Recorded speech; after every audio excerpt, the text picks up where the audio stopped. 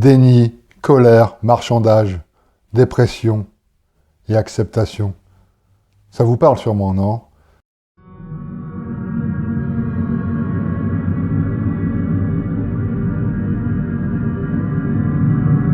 C'est Elisabeth Kübler-Ross qui créa ces 5 étapes du deuil.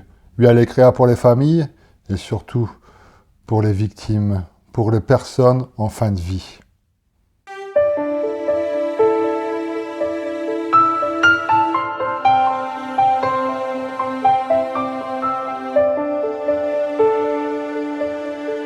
Dans les années 50, avant l'arrivée d'Elisabeth Kübler-Ross, on traitait les patients en fin de vie atteints d'un cancer ou d'autres maladies incurables. On les laissait mourir loin de leur famille, loin de leurs petits amis, loin de leurs petites copines. On leur donnait même pas une couverture, on les laissait dans une salle avec de grandes lumières. On attendait qu'ils meurent.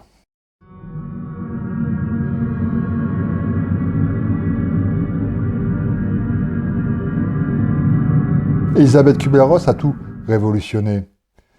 Même au niveau des études des médecins, à l'université, elle créa des séminaires, oui. Dans les amphithéâtres, remplis de jeunes médecins, d'étudiants, Elisabeth Kübler-Ross invitait une patiente en fin de vie. Et cette patiente leur disait ses peurs, ses craintes, sa solitude, l'éloignement petit à petit de ses parents, de sa famille. Comment on faisait pour vivre son petit ami, sans la peur, sans la crainte d'un avenir. Bien sûr, on ne révolutionne pas la médecine ou n'importe quelle science sans prendre des coups. Et dans les années 1957, Elisabeth est fatiguée. Elle a envie de terminer, elle a envie de partir loin, elle a envie d'arrêter les séminaires. Un nouveau prêtre, un nouveau révérend l'accompagne, mais il n'y a pas d'atome crochu, donc elle décide d'arrêter. Mais comment annoncer cela au nouveau révérend? Un jour, elle attend que l'amphithéâtre se vide et elle se décide à parler au révérend, à lui dire oui, j'en ai marre, j'arrête tout. Mais elle a la peur au ventre et elle est extrêmement fatiguée. En accompagnant le révérend dans le hall, au niveau de l'ascenseur, elle dit « Monsieur le révérend, j'ai envie de... » Et le révérend, d'un seul coup, lui dit « Je crois qu'il y a quelqu'un qui vous attend, une dame. » Elisabeth Kübler-Ross tourne la tête et elle est extrêmement fatiguée. Elle voit du flou, elle voit une dame, mais floutée, comme si qu'elle volait dans l'espace. Le révérend lui dit « Bon, je vous laisse, vous êtes attendu. » Elisabeth Kübler-Ross se dirige vers cette personne et c'est Madame Schwartz. Elle connaît bien Elisabeth.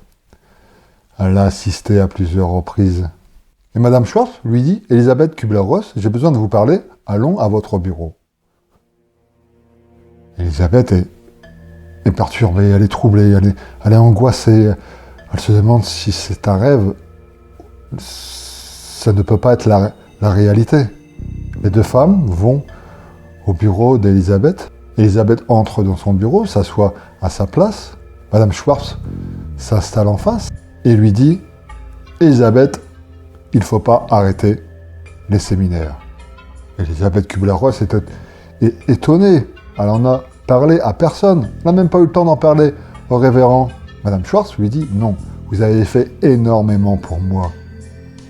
Vous avez changé ma vie, celle de ma famille. Vous avez mis de l'humanité un peu dans la mort. » Et oui, Madame Schwartz est morte depuis 10 mois.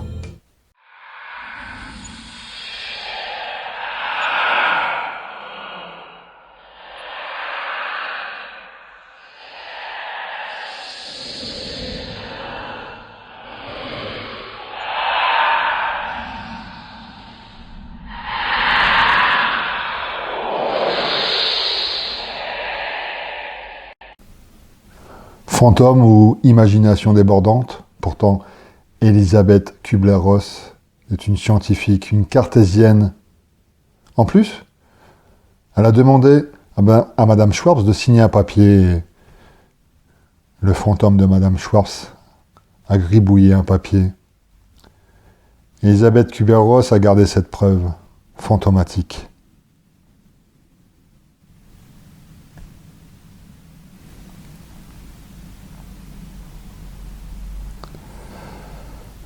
De nos jours, les soins palliatifs ont fait énormément de progrès, mais attention, oui vous les médecins, attention, le fantôme de Madame Schwartz peut revenir à tout instant.